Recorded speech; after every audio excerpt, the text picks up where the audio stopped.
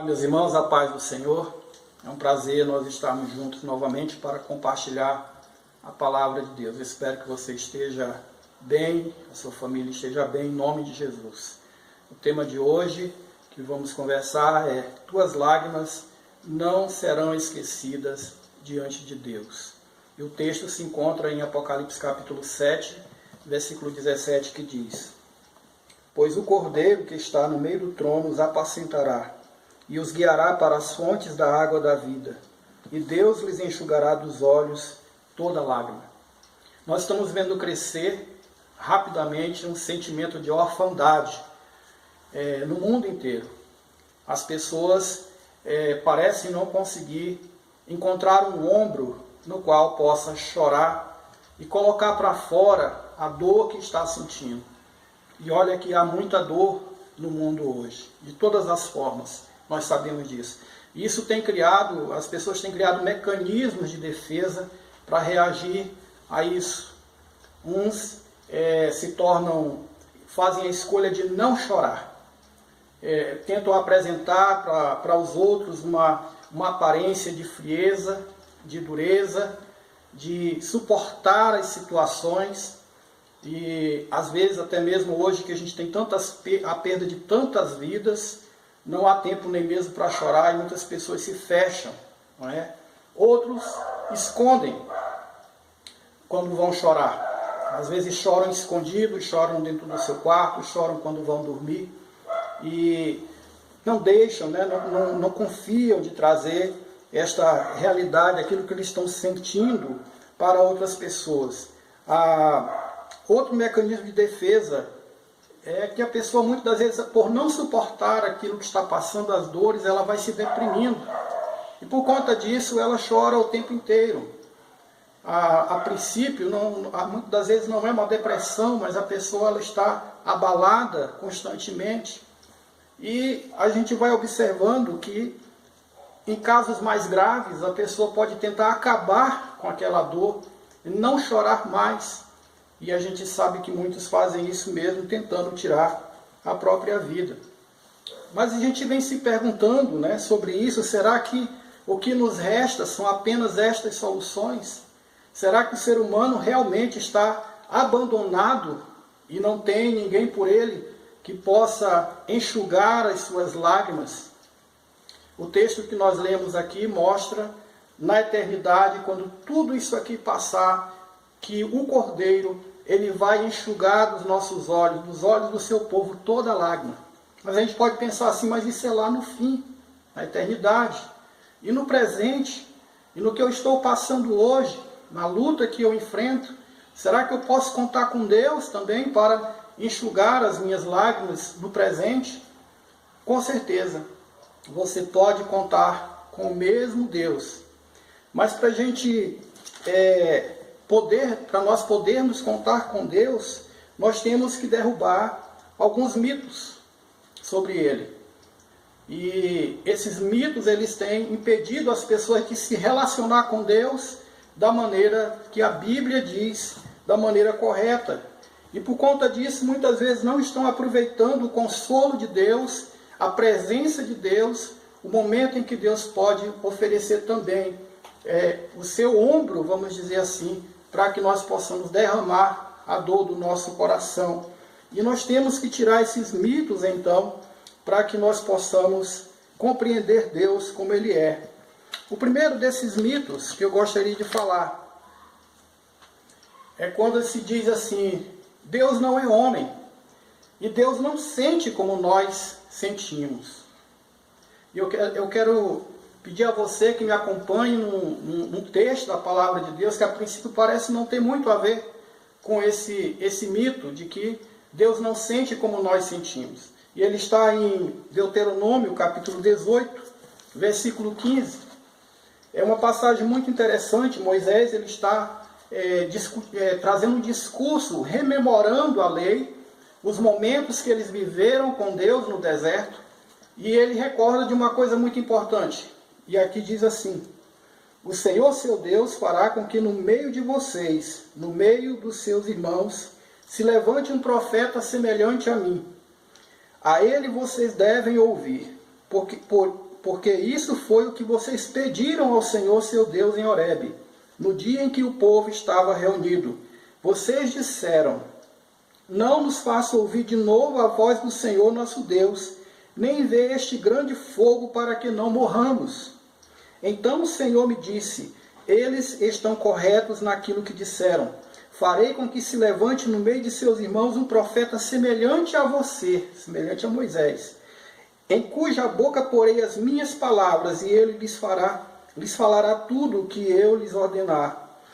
De todo aquele que não ouvir as minhas palavras que ele falar em meu nome, disso lhe pedirei contas. Então, nós sabemos que quando Deus foi trazer os 10 mandamentos para aquele povo no deserto, eles ouviram a voz de Deus, e eles temeram tanto porque o monte estava em chamas, e a revelação de Deus foi muito forte para o povo de Israel no deserto. Então, quando Moisés lembra deste momento, ele diz: vocês pediram que eu fosse o mediador entre vocês e Deus. E Deus considerou isso uma coisa boa naquele momento. Mas aí Moisés fala que Deus mandou dizer que ia levantar um profeta, e que este profeta estaria no meio do povo, e que Deus colocaria suas palavras na boca deste profeta, e quem não o escutasse seria pedido contas. O que isso tem a ver? Tem a ver, meus queridos, que nós sabemos que Jesus Cristo, o Filho de Deus, é o Deus encarnado. Ele é este profeta que foi prometido para a nação de Israel, para o mundo inteiro. Ele é o próprio Deus se fazendo carne para sentir o que nós sentimos. Esta questão de imaginar que Deus não é capaz de sentir o que nós sentimos, ela cai quando nós pensamos em Jesus, quando nós pensamos no Filho de Deus. Porque esta é a realidade. Quem Jesus era é o mesmo que Deus é. Ele disse: eu e o Pai somos um. Quem vê a mim, vê ao Pai. A palavra do Senhor diz que ele é a imagem perfeita de Deus. E como é que Jesus tratava as pessoas que sofriam? Como é que ele tratava aqueles que chegavam chorando até ele, porque o seu coração estava pesado? É para esses momentos, essas realidades, que nós temos que olhar quando nós pensamos em Deus. Porque Deus, ele se importa do jeito que Jesus é. Assim é Deus Pai, o Espírito Santo. Eu digo para você, o Deus invisível, nós sabemos muito pouco sobre ele, porque apesar de tudo que a Bíblia fala, ele é tão grande, ele é tão imenso, que nós não podemos conhecê-lo como ele é plenamente. Mas nós sabemos um pouco sobre o que é ser humano. E quando um ser humano está sofrendo, quando um ser humano está de verdade passando por uma luta, e ele pede socorro, ele pede ajuda a alguém, nós consideramos desumano não trazer uma solução, não dar um apoio, não cuidar da necessidade daquele que está sofrendo. Então, quando Jesus se torna humano, ele toca nas pessoas, ele enxuga as lágrimas das pessoas, ele escuta a dor, ele escuta o problema daquelas pessoas. É assim que nós temos que entender o nosso Deus também, como Jesus fazia. A palavra do Senhor diz lá que um dia ele, em Lucas capítulo 17, versículo 15, que um dia ele chegou para uma viúva que estava carregando o seu único filho. E o que ele disse para ela, quando ele parou aquele esquife onde ia o corpo daquele menino, ele disse para aquela viúva: não chores, não chores. Ele próprio chorou com os que choravam, porque quando ele chega ali no velório de Lázaro, seu amigo, Marta e Maria estão aflitas, estão angustiadas, e ele abre também os seus olhos e ele começa a chorar com eles. Nosso Deus no céu também é capaz de sentir a nossa dor. O segundo mito que costumamos ter sobre Deus, pensamento errado sobre Deus, que precisamos derrubar da nossa mente para poder recuperar essa confiança de que Deus, ele não esquece das nossas lágrimas. O segundo mito é que para Deus chorar é coisa de criança na fé. Às vezes pensamos assim. Eu quero chamar aqui o texto de João capítulo 16. João capítulo 16, versículo 20. Tem muitos outros textos, mas apenas para nós nos basearmos, diz assim: em verdade lhes digo, que vocês vão chorar e se lamentar, mas o mundo se alegrará. Vocês ficarão tristes, mas a tristeza de vocês se transformará em alegria. Esse foi o momento em que Jesus estava se despedindo dos discípulos e adiantando para eles que eles passariam por uma grande aflição ao vê-lo ser crucificado, ao passar por todo aquele momento em que Jesus estaria ausente deles. Mas depois eles iriam se alegrar novamente. Mas Jesus reconhecia o sofrimento. Às vezes nós pensamos que o crente, pela experiência que ele tem com Deus, ele tem que ser uma pessoa que leva as coisas de maneira insensível. Ser maduro na fé é você não expor que você está com dor, que você está com dúvida, que você está ansioso, que você está preocupado, que as coisas estão realmente difíceis para você. Mas não é isso. Às vezes pensamos que fraqueza, né, de você abrir o seu coração para Deus é um sinal de que você ainda não confia em Deus. Mas isso nem sempre é verdade. Há situações que é claro, às vezes a pessoa ainda não confia em Deus. É um menino na fé. É alguém que ainda não sabe que Deus, ele sempre socorre aquele que espera nele. Mas mesmo que você já tenha anos de fé, é importante que você ainda tenha essa dependência de Deus. Você ainda admita aos pés do Senhor que você precisa dele, que está difícil. E aqui a gente observa que há mais provas na Bíblia de que Deus compreende as nossas lágrimas, né? De que Ele compreende as nossas lágrimas do que admitem aqueles que acreditam que apenas dizem assim, não chore, é da vontade de Deus. Entenda o que eu estou dizendo. Não estou dizendo que nós devemos achar que as coisas estão fora do controle de Deus. Mas que esse tipo de pensamento, não chore porque é da vontade de Deus, ele muitas das vezes não é sinal de maturidade. Nem sempre significa que a pessoa descansa em Deus. Eu não sei, às vezes a gente esquece de homens e mulheres de Deus na Bíblia, que caminhavam com Deus, que conheciam o Senhor, que já eram pessoas de certa idade, mas que rasgaram seus corações diante de Deus. A gente pode lembrar de Pedro. Pedro chorando amargamente por causa dos seus pecados. Ele foi ouvido pelo Senhor. Nós podemos lembrar de Ana, chorando, né, aos pés de Deus na casa do Senhor, pedindo um filho. E Deus ouviu a oração de Ana naquele momento. Nós podemos lembrar da própria Marta e Maria, que eu já citei, num velório do seu irmão, desabando, enlutadas por aquela perda que sofreram. Será que Deus está insensível? Porque Ele espera que você seja alguém maduro o suficiente para passar por todas as situações da vida sem demonstrar, né, para Ele, sem ir até Ele e dizer, Senhor, eu preciso de Ti, e abrir o seu coração. É claro que há pessoas que não são emotivas por natureza. Mas se você é alguém assim, aceite o seu irmão, aceite aquele que talvez não tem tanta força como você, e vai até Deus, e chora, e abre o seu coração. E o terceiro e o último mito que eu quero mencionar, que nós precisamos derrubar em nossa vida a respeito de Deus, não ter sentimento, ou não se ter empatia com a nossa realidade, é aquele que diz que Deus tem uma agenda de juízo para cumprir. E Ele não tem, talvez, tempo para lidar com as consequências, com os efeitos colaterais do seu julgamento. É claro que ninguém fala isso em palavras, mas há pessoas que parecem que elas se sentem na missão de transformar Deus em uma pedra, em alguém que está apenas para julgar e que talvez ele passou a eternidade imaginando como ele iria nos trazer sofrimento para mostrar quem ele é.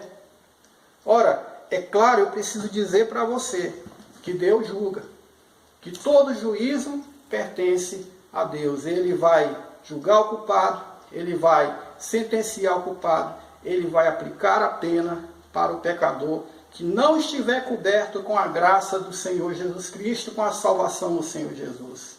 Mas o Deus que enviou Jesus Cristo para nós, ele está hoje anunciando para o mundo que há uma oportunidade de escapar do julgamento. Nós precisamos entender que quando Deus julga o nosso pecado, quando ele julga a humanidade, ele julga por causa do pecado, da culpa que está no homem. Nós muitas das vezes sofremos as consequências do nosso erro. E quando Deus aplica uma correção, isso, claro, traz dor. Às vezes, quando Deus aplica uma correção neste mundo, vai trazer dor também para as pessoas. Porém, é diferente como esta dor acontece para o ímpio e como esta dor acontece para aquele que crê em Deus de verdade. Aquele que crê em Deus de verdade, ele vai se colocar aos pés do Senhor. Se ele pecou, se você errou, você vai confessar para Deus e você vai receber o conforto, o consolo de Deus. E você ainda vai clamar pelo ímpio, que não conhece o Senhor. Mas nós não podemos ter uma imagem de um Deus insensível, de um Deus que está tão ocupado em julgar o mundo, que não pode se compadecer do aflito. Então, meu querido, eu quero concluir esta palavra, em que a gente tenta, de maneira rápida, abordar um assunto tão importante, poderia ser muito mais profundo aqui. Mas em poucas palavras, nós entendemos aqui que Deus, ele sente a tua dor, né? Por isso Jesus se fez homem, exatamente para sentir na pele aquilo que nós passamos. Então você pode confiar que as tuas lágrimas não são esquecidas por Deus. Nós aprendemos também que para o Pai, seus filhos sempre são como crianças, entre aspas, né? Todo pai considera seu filho, não importa a idade que tenha, como se fosse ainda um filho dependente na sua casa.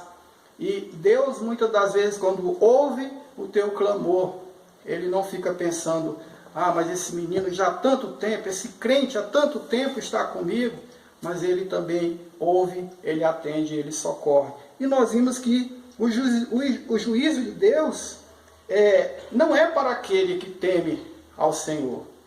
Aquele que teme ao Senhor, esse juízo, ele vem para a correção, ele vem para nos tornar mais semelhantes ao Senhor, porque Deus corrige o Filho a quem ama, não é? Então, que o Senhor Jesus Cristo possa abençoar a sua vida com esta palavra, em nome de Jesus. Eu vou orar, né, mais uma vez, orar aqui com os nossos ouvintes. Eu quero agradecer já de antemão a todos aqueles que se inscreveram aí no nosso canal no YouTube. Se você não fez isso ainda, faça, por favor. Assine aí, né, o sininho de notificação para você receber as próximas mensagens em nome de Jesus. Que Deus te abençoe. Vamos orar. Senhor, nós estamos precisando, ó Deus, de um ombro.